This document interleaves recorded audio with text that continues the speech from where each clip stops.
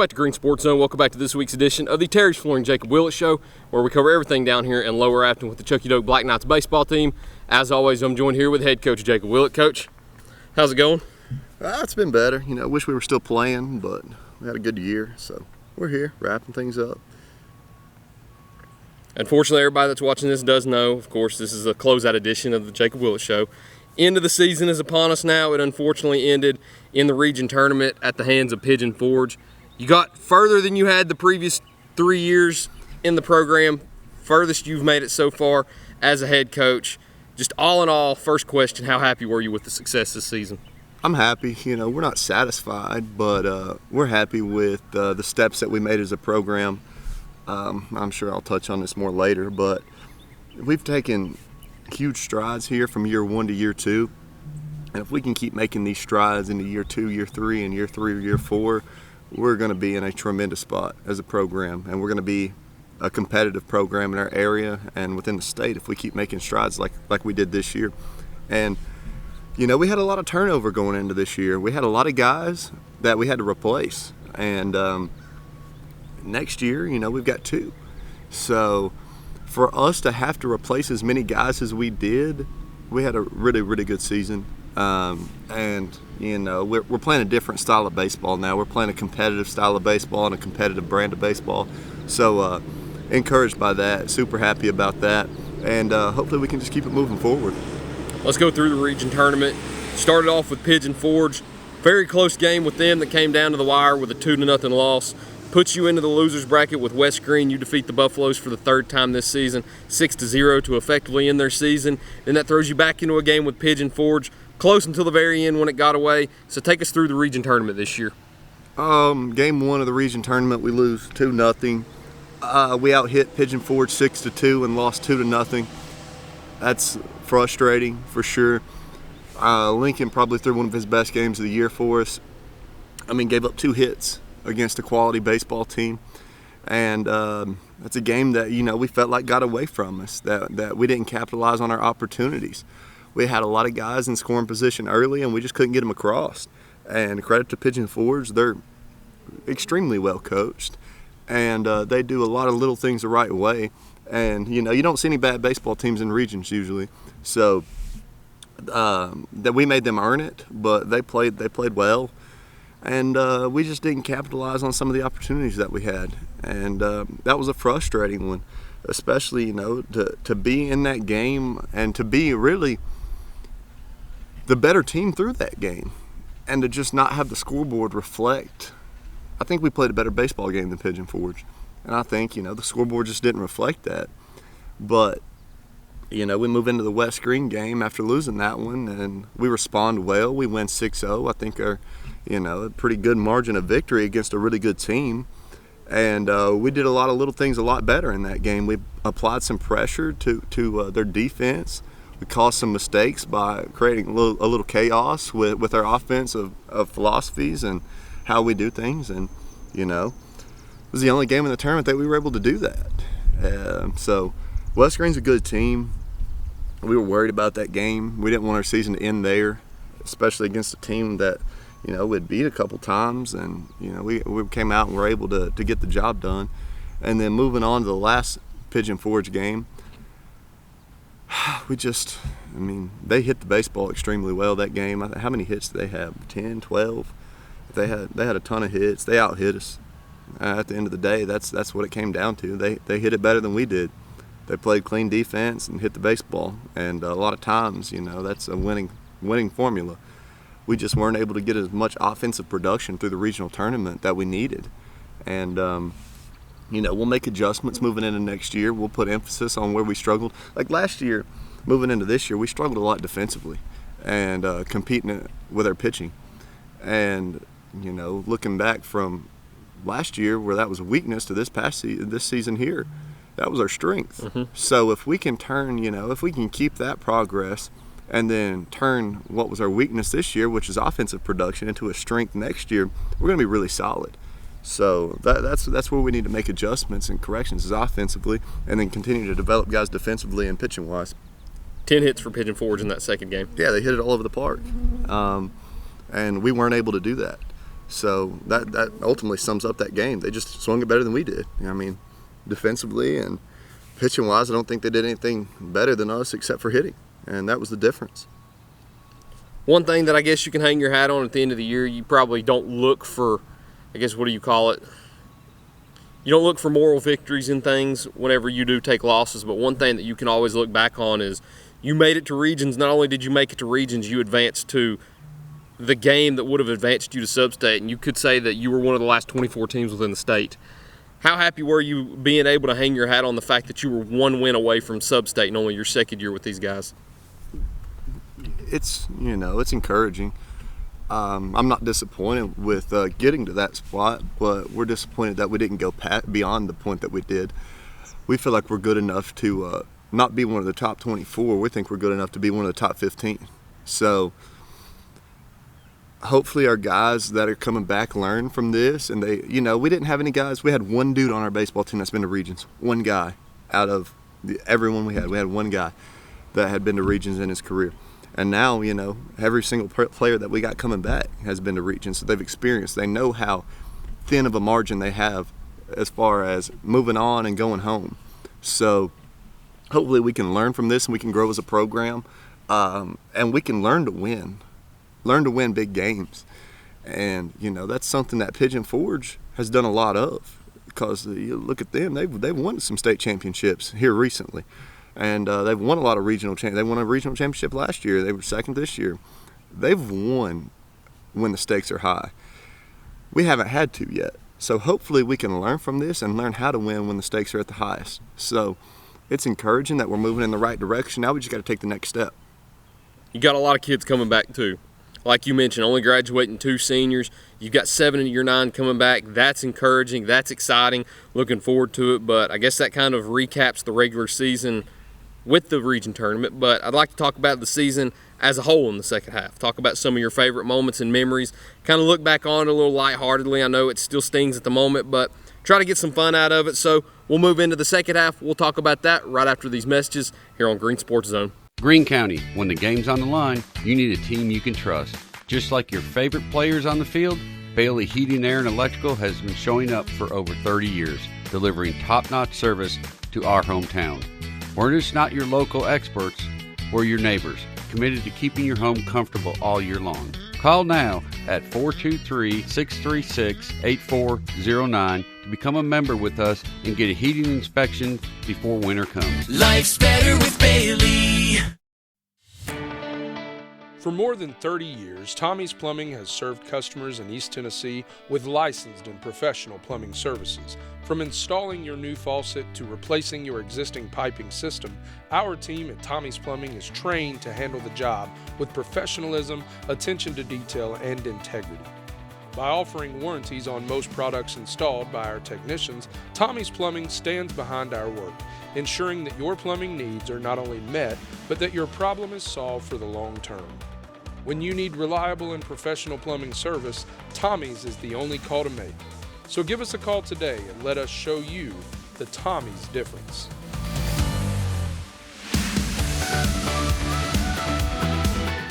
At Terry's Flooring, we have quality products along with quality installers that can make your space look better than ever before. The craftsmanship that our installers bring to the job site is unmatched. Along with the great installers, we have a huge selection of hardwood, LVP, tile, and carpet. We know that spending money isn't that easy, but at Terry's Flooring, we care about your money too. Stop on in and see my Popsy at Terry's Flooring and allow him to save you money while enjoying the hassle-free experience. Welcome back to Green Sports Zone. Welcome back to this week's edition of the Terry's Flooring Jacob Willett Show, where we cover everything on the diamond with the Chucky Doak Black Knights baseball team. As always, I'm joined here with head coach Jacob Willett. So let's talk about the season as a whole. I know it still stings at the moment. You still wish you were playing. You still wish you were practicing to play that sub-state series this week. But let's go back on the season. Let's reflect on some of your favorites throughout the season. We'll go favorite moments, favorite memories, and favorite games. First one we'll start with, we'll go through some of your favorite moments, whether it's in practice, in a game, outside of that. What have been some of your favorite moments that you'll always remember from this team? In a game, my favorite moment for us this year was when James Seidel hit a home run on senior night in his last game here, and his last at bat, I think. That's a special moment. It's really a movie script moment for him. So that was probably my favorite moment from the year. I think overall, the best moments for me is seeing how our guys, are making a difference in our program inside the locker room and helping, make adjustments with one another and helping correct things and being good teammates. And that's more of favorite aspect of the year that I saw. But I think our guys are growing as people here and growing as individuals and leaders within their community. Hopefully we send them into the community here, our 2 seniors, and they make a positive change and a positive impact in our community. And that's one of our goals here, is to make better individuals. That's our main goal here with our program, is to make better people and better individuals and leaders within our community and successful people once they leave here. So seeing the changes that our guys have made, especially our seniors, to grow as individuals and leaders, that's probably my favorite thing about the season. Not just the success that we had on the field, but the success that we had off the field, because the success that we had off the field might have been bigger than the success that we had on the field. And a lot of people don't see that or don't recognize that because they're not in here and behind the closed doors that we have. But that's one of the biggest things that stuck with me. And then favorite game, winning our regional game against West Green, or winning our district tournament game against West Green, one of those two. It's special to get the first regional win. I don't know how long it's been since we've won a game in regions. I would dare to say that it was when I played here and I was a sophomore. I can't even remember how long ago that is. It's been a minute. I'm trying to think back to that 2021 team. I don't think they won a region game. No, it was a different format, and we ended up losing that one in the 7th here. Check it out. But yeah, I guess 2016. So our first regional win in 9 years. So that's a pretty special moment. But winning, our first district championship here since I've been the head coach, that's a special moment too. So those two are big games that I'll remember. Especially the first district championship. That's special. Going through some of your favorite memories also. I want to hear some of the things that happen that we don't necessarily see. You always cut up with the kids in practice and during games and things like that. What have been some of your favorite memories throughout the year that you'll always hold on to? I don't know if it's a favorite memory, but it's definitely one that'll stick with me, is when I walked in here for practice last week and I saw 16, 17 dudes with bleached blonde hair. That's something that'll definitely stick with me, something I wasn't expecting to see when I walked through the gates, but that one will definitely stick with me. There's a lot. I mean, our guys, I don't think I can share some of the stories, but we've got some fun guys. We've got a ton of fun guys to be around, and truly is a fun place to coach. I couldn't ask for a better group of young men to coach, but there's so many stories. I mean, there's so many that stick out. I mean, we'll remember working through the winter in the cage and being out here in the freezing cold trying to get some work in. But yeah, we grow so close as a unit that, that's one of the reasons we have so much success, is because of the work that we put in and how our togetherness, because of how much we require of our guys. We don't just show up in the spring and play baseball. We will start here next week with tryouts, and we'll go until next season.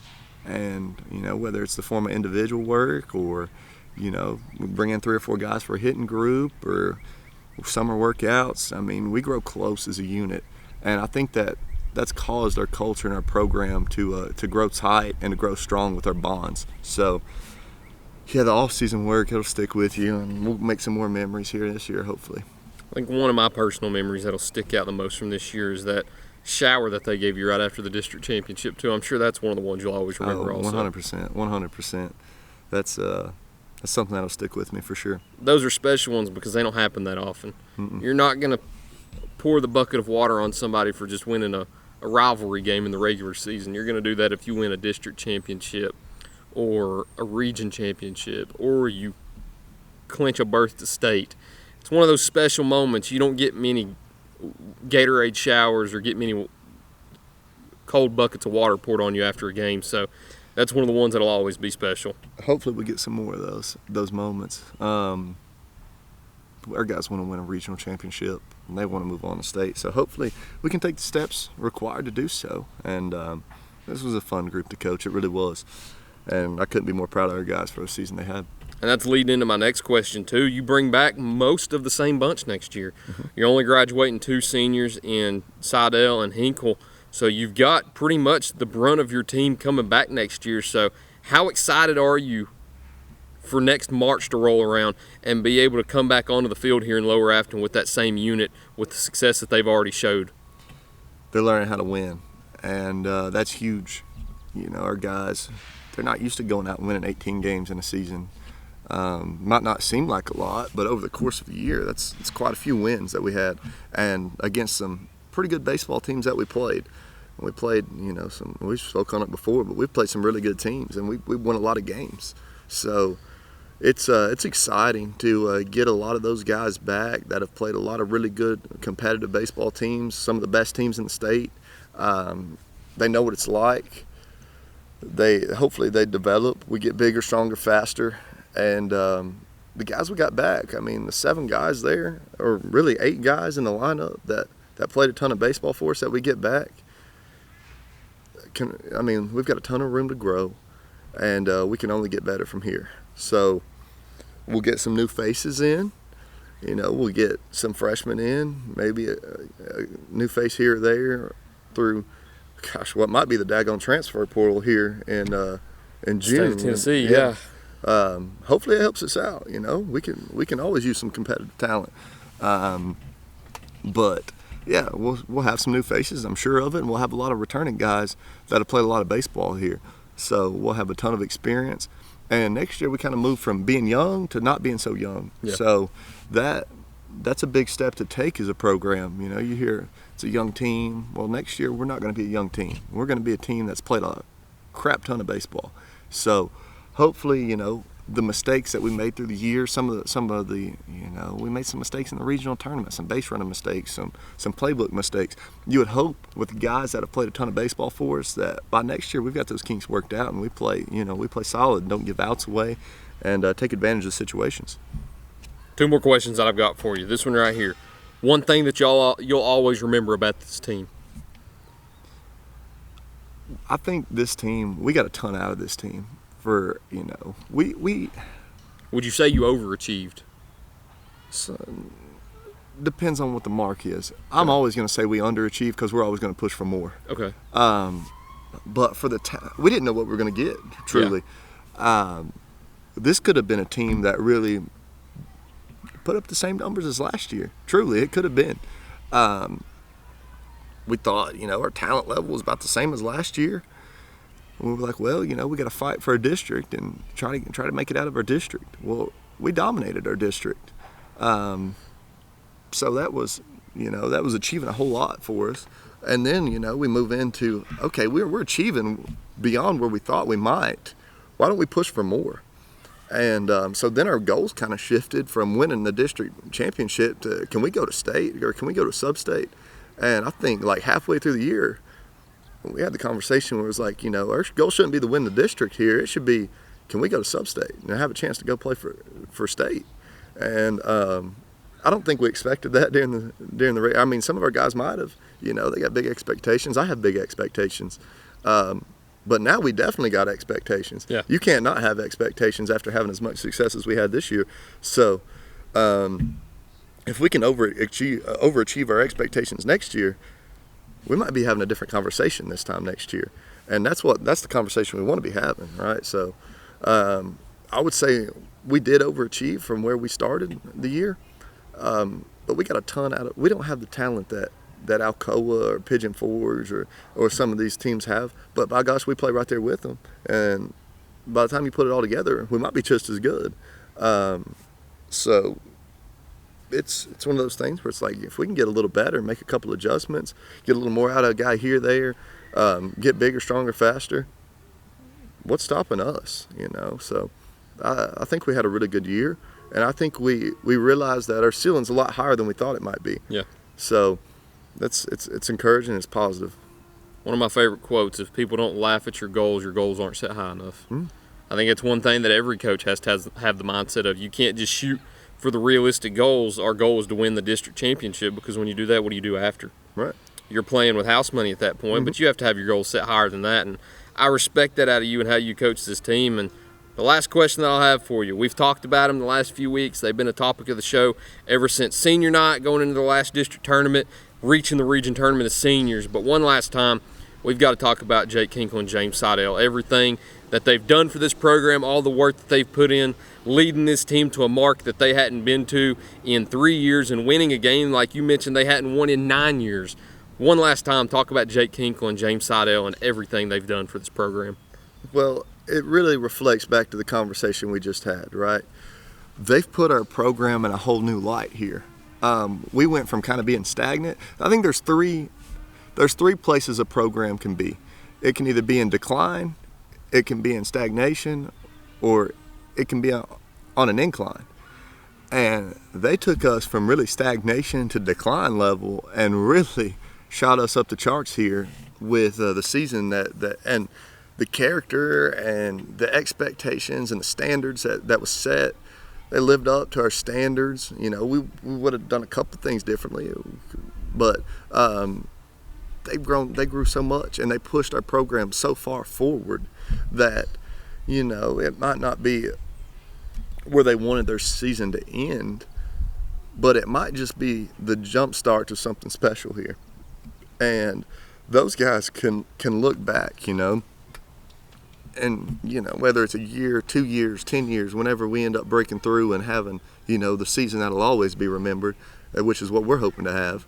You know, one day we want to win a state championship, and it's a lofty goal, but that was my goal when I took over here. The reason I took over here and I wanted to be here is because I wanted to win a state championship at the place where I played. And that's a huge goal to have. But hopefully one day when we do it, those guys look back and say, we jump-started that. You know, that don't happen without the success that we had our senior season.